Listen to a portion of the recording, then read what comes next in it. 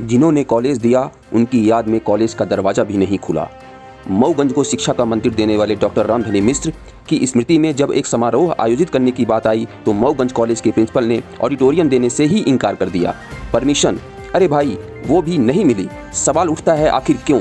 अब इसे संयोग कहें या सिस्टम की साजिश, लेकिन यह विडंबना ही है कि जिस व्यक्ति ने शिक्षा के लिए अपना जीवन समर्पित कर दिया उसकी स्मृति में एक अदद हॉल तक नहीं मिला। कॉलेज प्रबंधन ने ऐसे हाथ झाड़ लिए जैसे कि डॉक्टर मिश्र का इस संस्थान से कभी कोई नाता ही न रहा हो। क्या कॉलेज प्रबंधन यह भूल गया कि यह वही संस्थान है जिसकी आधारशिला मऊगंज के पूर्व विधायक डॉक्टर रामधनी मिश्र ने रखी थी?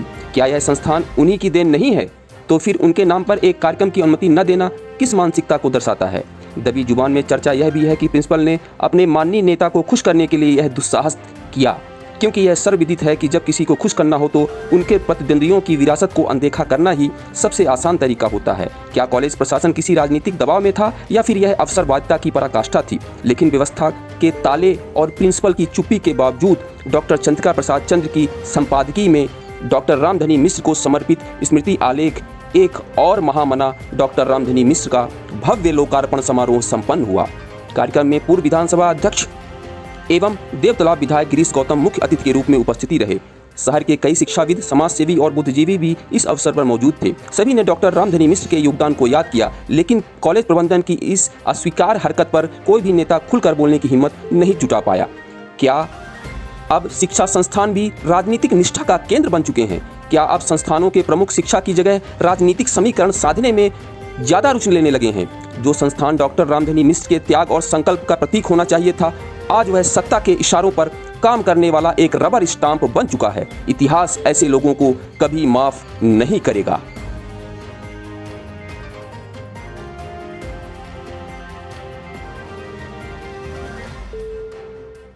अभी हमारे साथ पूर्व विधानसभा अध्यक्ष और देवतालाब के वर्तमान विधायक गिरीश गौतम जी हैं।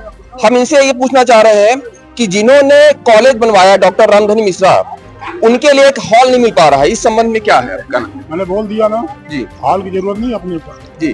तो आने वाले समय में हमने देखा है कि आपकी एक घोषणा हल्का मच जाता है। गिरीश गौतम जी थे जिन्होंने कहा इस पर कोई कमेंट नहीं करेंगे, लेकिन आने वाले समय में ये उनसे अपेक्षा जरूर की जा रही है कि इस जी समय में ये अपेक्षा की जा सकती है कि यहाँ उनके लिए हॉल उपलब्ध करवाया जाएगा या फिर नया बनाया जाएगा। और इसमें हम कैसे कहें भाई, अभी क्यों कर बात के ऊपर? जब हो अभी तो कह दिया ना जी, मुझे समझना सब कुछ मैं हूँ ना। ये बार बार कहा जाता है बार बार कहा जाता है कि जिले में आप भी हैं, मतलब मऊगंज जिले में आप भी है और इस तरीके की बात होती है। किसी के कहने से जिला मेरा बदल जाएगा भाई? देवतालाब को कोई हटा तो सकता नहीं मऊगंज से। जिला तो आप ही का है। जिला हमारा नहीं है, पूरे लोगों का है ना। देवतालाब विधानसभा के लोगों का, मऊगंज विधानसभा के लोगों का जिला है मऊगंज। तो कोई कहे कि देवतालाब के लोग मऊगंज जिला में नहीं आए, ऐसे कैसे हो सकता है? किसी को हटाने को ये छोटी बात नहीं है, तो विधानसभा में भी बात उठ सकती है कि क्यों नहीं मिला। क्या विधानसभा में उठेगा ये बात? ये हॉल तक नहीं मिला, ये हॉल तक नहीं मिला, उनको जगह नहीं मिली ये कार्यक्रम करने के लिए। ये कोई विशेष बात नहीं। विधानसभा अध्यक्ष गिरीश गौतम जी थे जो आज किसी राजनीति के मूड में नहीं थे और कोई राजनीतिक बात इसमें नहीं करना चाहते जी। आज जिनका कार्यक्रम था डॉक्टर चंद्रिका प्रसाद चंद्र जी, जो इस बिंद के ही नहीं पूरे मध्य प्रदेश के एक जाने माने लेखक हैं और वरिष्ठ विद्वानों में से उनकी गिनती की जाती है। उनसे हम ये जानते हैं कि डॉक्टर रामधनी मिश्रा जिन्होंने मऊगंज बनाने में बहुत योगदान दिया और जिन्होंने कॉलेज बनवाया, उनके लिए एक हॉल उपलब्ध न होना ये कितनी बड़ी पीड़ा का विषय है। अब उसके लिए क्या कहा जा सकता है? प्रिंसिपल ने कहा कि इसमें प्रदीप पटेल का नाम होना चाहिए, विधायक का नाम होना चाहिए। तो मैंने कहा कि गिरीश गौतम भी मऊगंज जिले के ही विधायक हैं और वो पता नहीं कहाँ प्रयागराज में कुंभ में तपस्या कर रहे हैं, यहाँ उपलब्ध नहीं है। इसलिए उनके जन भागीदारी समिति के अध्यक्ष को मैंने रखा था कार्यक्रम में, उनके भी, लेकिन प्रिंसिपल इस बात से सहमत नहीं हुए, इसलिए मुझे इस स्थान करना पड़ा। जिस आदमी ने इतनी बड़ी बिल्डिंग दिया, इतना बड़ा परिसर दिया, इतना बड़ा, उसके लिए एक हाल तक ऊपर न करा चाहिए। ऐसे प्रिंसिपल को तो हमारे ख्याल से इस जगह पर तो कम से कम नहीं होना चाहिए।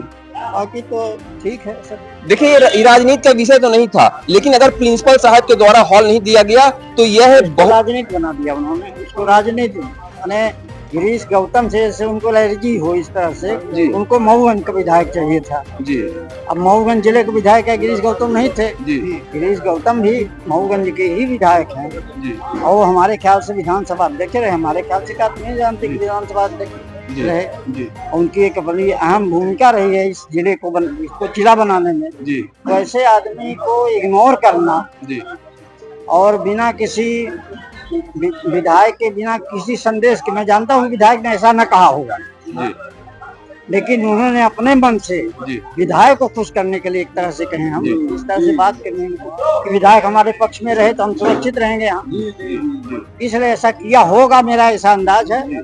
बाकी राजनीति है उनकी, हमारा जो काम था मैंने किया।